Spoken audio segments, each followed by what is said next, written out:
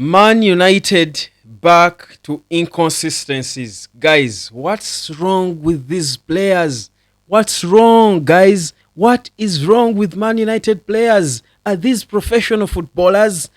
Welcome to the United Hotspot. It's another sad day, guys. We never hoped, honestly, it was going to end like this. We knew we were taking on a difficult opponent in Brighton. This is the team that has beaten us now 4 in 5, guys. We knew the opponent was going to be tough. But listen, we expected better from this team.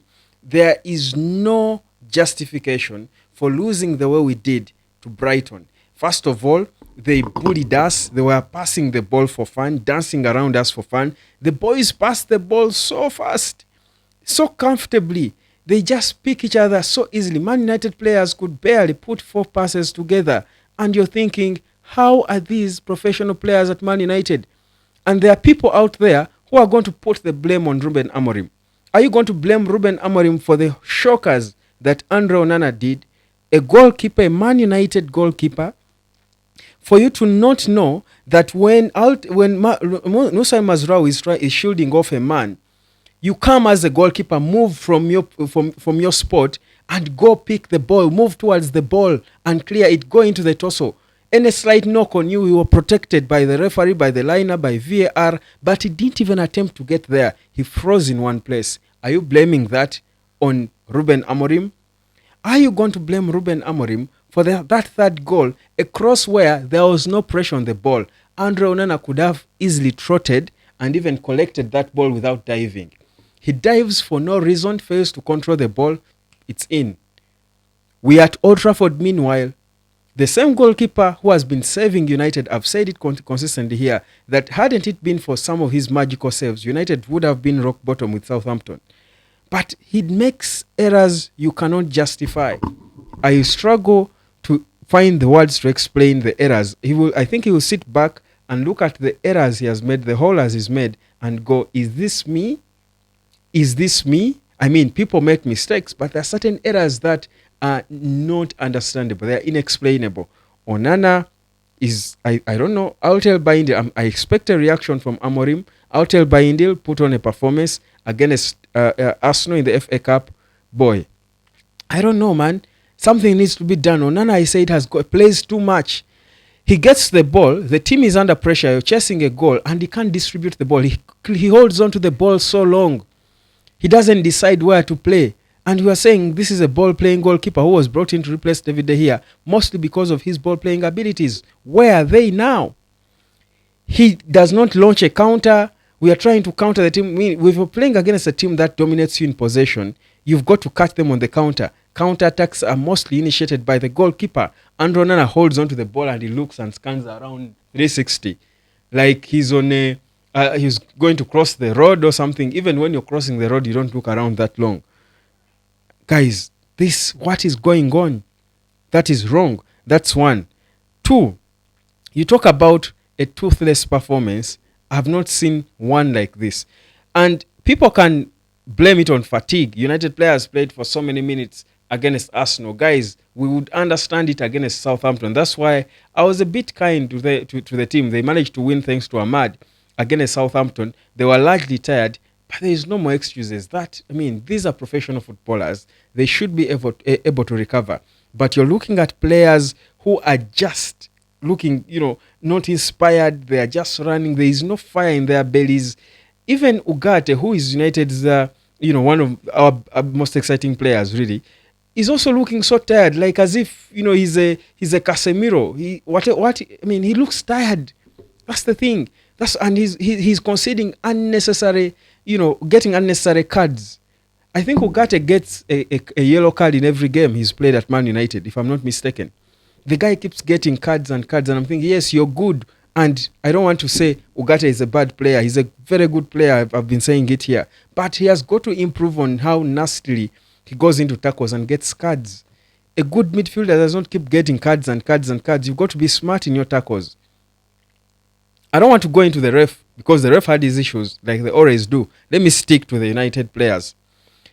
Amad Diallo cannot be carrying this team alone. Amad Diallo is currently proving to be Man United's best goal scorer, best presser, best creative, best wing back, best defender as well. There is a case when I think it was Minte who was trying to take him on, and I just got on my phone and I said, no, he can't beat Ahmad. Ahmad is too smart. You can't beat him in such 1v1s. You can't beat. He will get that ball. Indeed, he got it. That's Ahmad.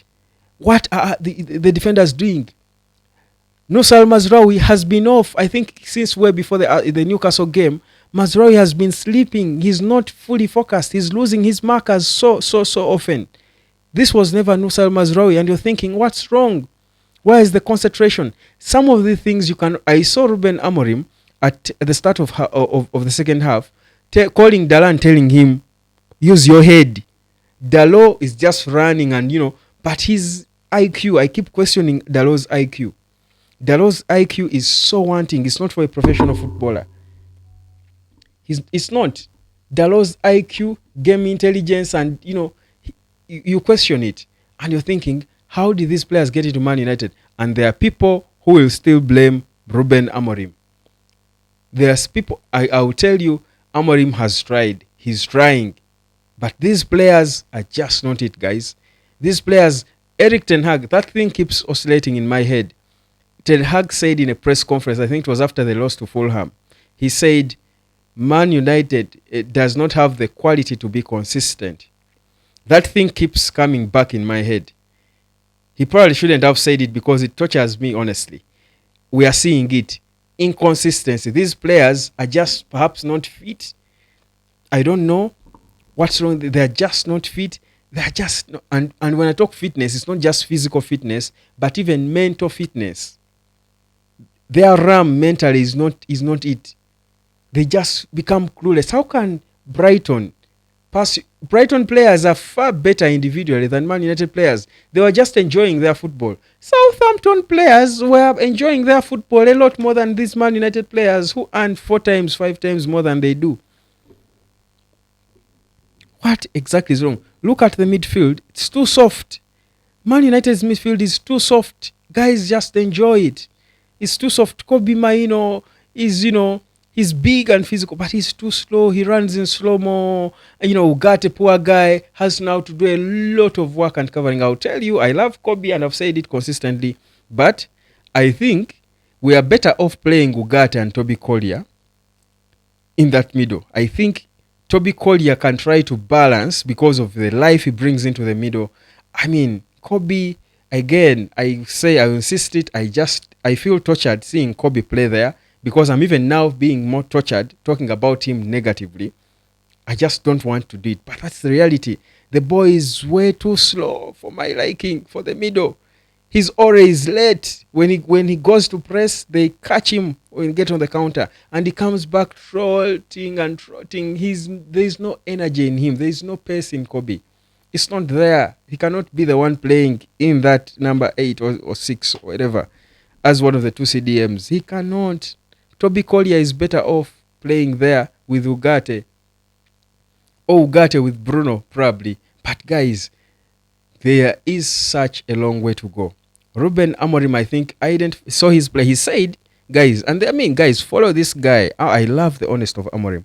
After we are excited about Liverpool and Arsenal, he said, the Southampton game is what will show me who these players are. Guys, add on this game, and we now all know what Amorim is thinking. We all know what's on his head. Joshua Zirkzee tried to do stuff. I credit him. It's another, I think, decent performance. He started, and deservedly. And you see, he was trying to do stuff, create things, and work hard and do stuff. But guys, we are so toothless. There is no enough creativity in the team. Everything. Amad Diallo in the first half won more tackles, I think, with the exception of Ugarte. He's the only guy who won more than him. At the end of the game, let me give you an interesting stat to do with Amad. At the end of the game, Amad Diallo, this is for Andrew Onana, his game by numbers, 52% pass accuracy, 27% long pass accuracy, 3 goals conceded, 1 error, leading to a goal. Amad Diallo was the best at everything. Tackles won, fouls won, take-ons, everything. So, this is Amad United. Would I be wrong to call it so? Wow. But you know what? In Amorim we trust. We will be back with the right players.